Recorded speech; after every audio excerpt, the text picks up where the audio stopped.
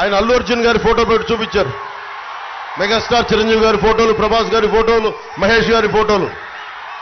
So ఇంకొకరు ఏం చేశారంటే మనకు అల్లు అర్జున్ గారిది తగ్గేదేలా అని చెప్పి ఒకటి చెప్పారు. సరే సంతోషం, యువత పట్టుకొని తగ్గేదేలా అంటే చెప్పా. నా ముందు చెప్పడం కాదు తగ్గేదేలా అని. ఎన్నికల సమయంలో వైసీపీకి చెప్పండి, మేము తగ్గేదే లేదు, కిందకు దించుతామని చెప్పండి.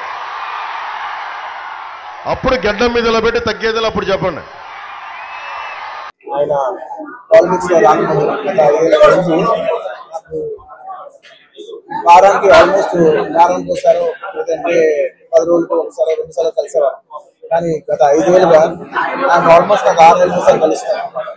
అక్కడ తెలిసి నాకు ఎంత కష్టపడుతున్నాను, నిజంగా ఎంత కష్టపడుతున్న మనిషి కోసం వచ్చి కూర్చోవాలని నేను చాలా లోపల నుంచి అనిపించి నేను వచ్చాను. అండ్ ఆయన లాస్ట్ టైం అందరికి తెలిసిందే, క్లోజ్ గా ఫాలో అవ్వడం తెలుసు. లాస్ట్ టైం ఆయన ఫస్ట్ టైం పాలిటిక్స్ లో వచ్చినప్పుడు నేను ఒక ట్వీట్ పెట్టాను, బెస్ట్ విషెస్ పాలిటిక్స్. నాకు అప్పుడు ఎక్కడో నా మనసుకి నాకు సరిపోలా. ఒక ట్వీట్ అనేది నాకు అంత క్లోజ్ ఫ్రెండ్ ఆయన జస్ట్ ట్వీట్ పెట్టడం అంటే ఆ రూల్ రావాలి కదా. వాళ్ళు ఎక్కడ నుంచున్నారో అక్కడికి వచ్చి మనం ఆయన ఏదో జుబ్లీ నుంచి బయటపడడం, ఒక ట్వీట్ పెట్టడం కాదు కదా. ఆయన కోసం వచ్చి ఆయన ఇంటికి వచ్చి ఆయన సపోర్ట్ చేయాలి కదా. నాకు అప్పుడే అనిపించింది, చాలా టైం. సో ఈసారి ఎలాగైనా మళ్ళీ కంటెస్ట్ చేస్తే రావాలని వచ్చాను. కేవలం ఇది నేను పర్సనల్ గా నా ఫ్రెండ్ కాబట్టి నేను మా వైఫ్ బెస్ట్ విషెస్ చెప్పడానికి రవి గారి వచ్చాను.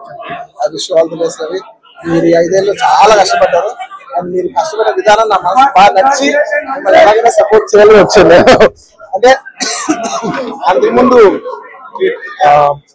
వారానికి 10 రోజులు ఒకసారి కలిసేవాళ్ళం మనం. అలాంటిది మీరు 6 నెలలకు ఒకసారి కూడా కనపడలేదు. ఎప్పుడైనా ఒక ఊరు ఎప్పుడైనా ఒక సరదాగా వచ్చినా కూడా ఆయన ప్రాణంతో నంద్యాల నన్ను మొత్తం నంద్యాలతో నా రూమ్ లోకి తీసుకొచ్చాడు. ఎప్పుడైతే కూర్చోలేదు. సో అంత కష్టపడే మనిషికి ఖచ్చితంగా విజయం సాధించాలని నేను మనస్ఫూర్తిగా కోరుకుంటూ ఆయనకి పొలిటికల్ కెరియర్ లో ఎన్ని మెట్లునో అవన్నీ ఆయన అచీవ్ చేయాలని, ఆయన అచీవ్ చేస్తే నేను చూసి పర్సనల్ భరిస్తాను. I wish all the best. Thank you so much. Thank you. నేను చెప్పాలి